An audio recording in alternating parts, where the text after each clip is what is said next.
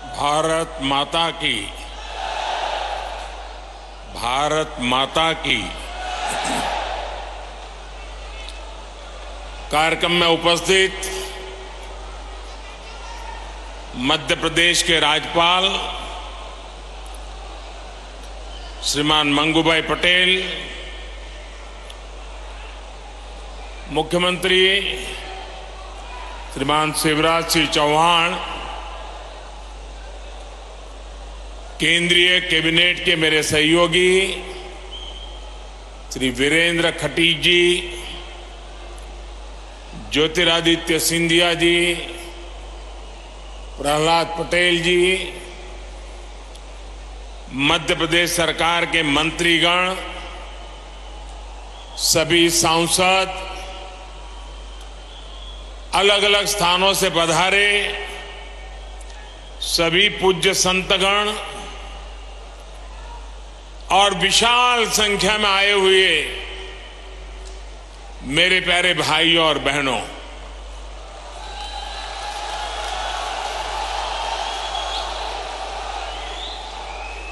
सागर की धरती, संतों का सानिध्य,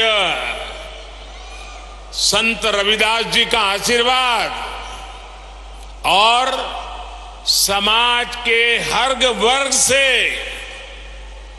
हर कोने से इतनी बड़ी संख्या में आशीर्वाद देने के लिए आए हुए आप सब महानुभाव, आज सागर में समरसता का महासागर उमड़ा हुआ है।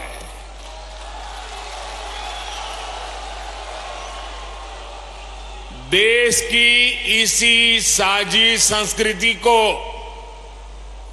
और समृद्ध करने के लिए आज यहां संत रविदास स्मारक एवं कला संग्रहालय की नींव पड़ी है। संतों की कृपा से कुछ देर पहले मुझे इस पवित्र स्मारक के भूमि पूजन का पुण्य अवसर मिला है और मैं काशी का सांसद हूं और इसलिए ये मेरे लिए दोहरी खुशी का अवसर है और पूज्य संत रविदास जी के आशीर्वाद से मैं विश्वास से कहता हूं कि आज मैंने शिलान्यास किया है, 1-1.5 साल के बाद मंदिर बन जाएगा तो लोकार्पण के लिए भी मैं जरूर आऊंगा। और संत रविदास जी मुझे यहां अगली बार आने का मौका देने ही वाले हैं। मुझे बनारस में संत रविदास जी की जन्मस्थली पर जाने का कई बार सौभाग्य मिला है और अब आज मैं यहां आप सबके सानिध्य में हूं। मैं आज सागर की इस धरती से संत शिरोमणि पूज्य रविदास जी के चरणों में नमन करता हूं, उन्हें प्रणाम करता हूं। भाइयों और बहनों, संत रविदास स्मारक एवं संग्रहालय में भव्यता भी होगी और दिव्यता भी होगी। ये दिव्यता रविदास जी की उन शिक्षाओं से आएगी जिन्हें आज इस स्मारक की नींव में जोड़ा गया है, गढ़ा गया है। समरसता की भावना से ओतप्रोत 20,000 से ज्यादा गांवों की, 300 से ज्यादा नदियों की मिट्टी आज इस स्मारक का हिस्सा बनी है। एक मुट्ठी मिट्टी के साथ साथ एमपी के लाखों परिवारों ने समरसता भोज के लिए एक एक मुट्ठी अनाज भी भेजा है। इसके लिए जो 5 समरसता यात्राएं चल रही थी, आज उनका भी सागर की धरती पर समागम हुआ है। और मैं मानता हूं कि ये समरसता यात्राएं यहां खत्म नहीं हुई है, बल्कि यहां से सामाजिक समरसता के एक नए युग की शुरुआत हुई है। मैं इस कार्य के लिए मध्य प्रदेश सरकार का अभिनंदन करता हूं, मुख्यमंत्री भाई शिवराज जी का अभिनंदन करता हूं और आप सभी को बधाई देता हूं। साथियों, प्रेरणा और प्रगति जब एक साथ जुड़ते हैं तो एक नए युग की नींव पड़ती है। आज हमारा देश, हमारा एमपी इसी ताकत के साथ आगे बढ़ रहा है। इसी क्रम में आज यहां कोटा बीना सेक्शन पर रेल मार्ग के दोहरीकरण का भी लोकार्पण हुआ है। नेशनल हाईवे पर 2 महत्वपूर्ण मार्गों का शिलान्यास भी किया गया है। विकास के ये काम सागर और आसपास के लोगों को बेहतर सुविधा देंगे। इसके लिए मैं यहां के सभी भाई बहनों को बहुत बहुत शुभकामनाएं देता हूं। साथियों, संत रविदास स्मारक और संग्रहालय की नींव एक ऐसे समय में पड़ी है जब देश ने अपनी आजादी के 75 वर्ष पूरे किए हैं। अब अगले 25 वर्षों का अमृत काल हमारे सामने है। अमृत काल में हमारी जिम्मेदारी है कि हम अपनी विरासत को भी आगे बढ़ाएं और अतीत से सबक भी लें। एक राष्ट्र के रूप में हमने हजारों वर्षों की यात्रा की है। इतने लंबे कालखंड में समाज में कुछ बुराइयां आना भी स्वाभाविक है। ये भारतीय समाज की ही शक्ति है कि इन बुराइयों को दूर करने वाला समय समय पर कोई महापुरुष, कोई संत, कोई औलिया इसी समाज से निकलता रहा है। रविदास जी ऐसे ही महान संत थे। उन्होंने उस कालखंड में जन्म लिया था जब देश पर मुगलों का शासन था। समाज अस्थिरता, उत्पीड़न और अत्याचार से जूझ रहा था। उस समय भी रविदास जी समाज को जागृत कर रहे थे, समाज को जगा रहे थे। वो उसे उसकी बुराइयों से लड़ना सिखा रहे थे। संत रविदास जी ने कहा था, जात पात के फेर मही, जात पात के फेर मही, उर्जी रही सब लोग, मनुष्यता को खात हुई, रैदास जात कर रोग। अर्थात सब लोग जात पात के फेर में उलझे हैं और ये बीमारी मानवता को खा रही है। वो एक तरफ सामाजिक कुरीतियों के खिलाफ बोल रहे थे, तो दूसरी तरफ देश की आत्मा को झकझोर रहे थे। जब हमारी आस्थाओं पर हमले हो रहे थे, हमारी पहचान मिटाने के लिए हम पर पाबंदियां लगाई जा रही थी, तब रैदास जी ने कहा था, उस समय मुगलों के कालखंड में, ये हिम्मत देखिए, ये राष्ट्रभक्ति देखिए।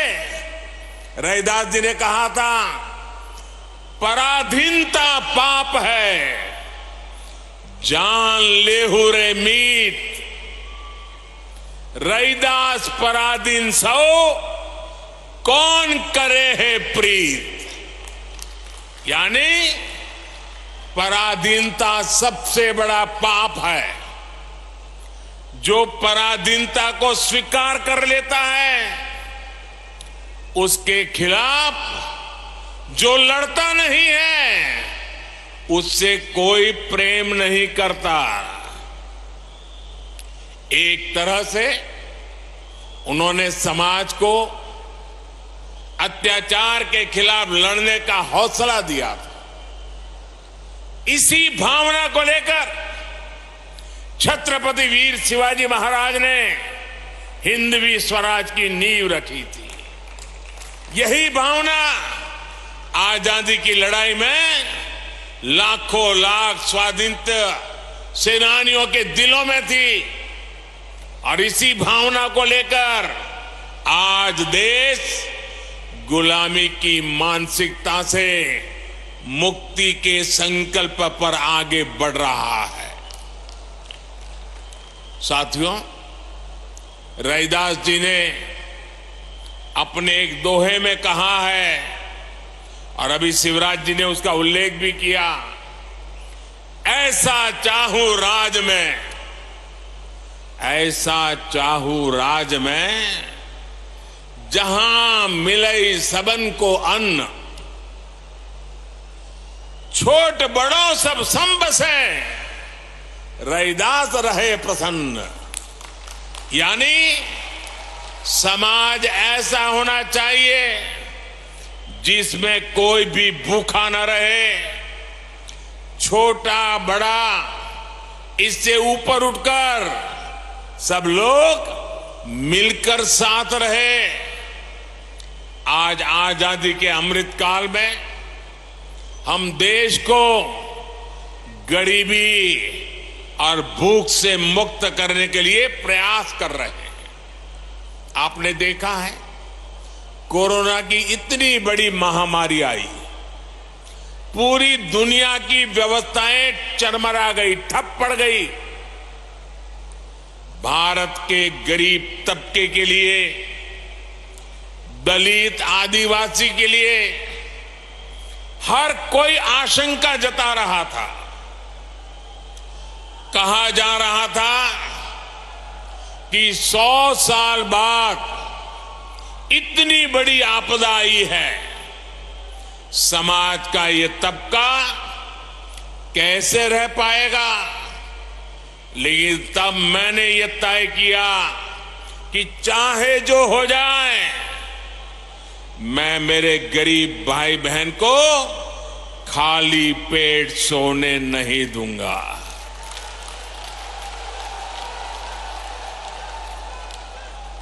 दोस्तों, मैं भली भांति जानता हूं कि भूखे रहने की तकलीफ क्या होती है। मैं जानता हूं कि गरीब का स्वाभिमान क्या होता है। मैं तो आपके ही परिवार का सदस्य हूं। आपका सुख दुख समझना मुझे किताबें नहीं ढूंढनी पड़ती। इसलिए हमने प्रधानमंत्री गरीब कल्याण अन्न योजना शुरू की। 80 करोड़ से ज्यादा लोगों को मुफ्त राशन सुनिश्चित किया। और आज देखिए हमारे इन प्रयासों की तारीफ पूरी दुनिया में हो रही है। साथियों, आज देश गरीब कल्याण की जितनी भी बड़ी योजनाएं चला रहा है उसका सबसे बड़ा लाभ दलित, पिछड़ा, आदिवासी समाज को ही हो रहा है। आप सब अच्छे से जानते हैं, पहले की सरकारों के समय जो योजनाएं आती थी वो चुनावी मौसम के हिसाब से आती थी। लेकिन हमारी सोच है कि जीवन के हर पड़ाव पर देश दलित, वंचित, पिछड़े, आदिवासी, महिलाएं, इन सब के साथ खड़ा हो। हम उनकी आशाओं, आकांक्षाओं को सहारा दें। आप देखिए, जरा योजनाओं पर नजर करेंगे तो पता चलेगा। बच्चे के जन्म का समय होता है तो मातृ वंदना योजना के जरिए गर्भवती माता को 6,000 रुपये दिए जाते हैं ताकि मां बच्चा स्वस्थ रहे। आप भी जानते हैं कि जन्म के बाद बच्चों को बीमारियों का, संक्रामक रोगों का खतरा होता है। गरीबी के कारण दलित, आदिवासी बस्तियों में इनकी सबसे ज्यादा मार होती है। आज नवजात बच्चों की पूरी सुरक्षा के लिए मिशन इंद्रधनुष चलाया जा रहा है। बच्चों को सभी बीमारियों से बचने के लिए टीका लगे, ये चिंता सरकार करती है। मुझे संतोष है कि बीते वर्षों में 5.5 करोड़ से अधिक माताओं और बच्चों का टीकाकरण किया जा चुका है। साथियों, आज हम देश के 7 करोड़ भाई बहनों को सिकल सेल एनीमिया से मुक्ति के लिए अभियान चला रहे हैं। देश को 2025 तक टीबी मुक्त बनाने के लिए काम हो रहा है। कालाजार और दिमागी बुखार का प्रकोप धीरे धीरे कम हो रहा है। इन बीमारियों से सबसे ज्यादा दलित, वंचित, गरीब परिवार वही इसके शिकार होते थे। इसी तरह अगर इलाज की जरूरत होती है तो आयुष्मान योजना के जरिए अस्पतालों में मुफ्त इलाज की व्यवस्था की गई है। लोग कहते हैं मोदी कार्ड मिल गया है, 5 लाख रुपए तक अगर कोई बीमारी को लेकर के बिल चुकाना है तो ये आपका बेटा कर देता है। साथियों, जीवन चक्र में पढ़ाई का बहुत महत्व है। आज देश में आदिवासी बच्चों की पढ़ाई के लिए अच्छे स्कूलों की व्यवस्था हो रही है। आदिवासी क्षेत्रों में 700 एकलव्य आवासीय स्कूल खोले जा रहे हैं। उन्हें सरकार पढ़ाई के लिए किताबें देती है, स्कॉलरशिप देती है। मिड डे मील की व्यवस्था को बेहतर बनाया जा रहा है ताकि बच्चों का अच्छा पोषण वाला खाना मिले।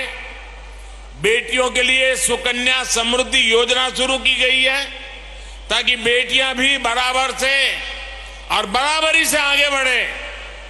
स्कूल के बाद हायर एजुकेशन में जाने के लिए एससी, एसटी, ओबीसी युवा युवतियों के लिए अलग से स्कॉलरशिप की व्यवस्था की गई है।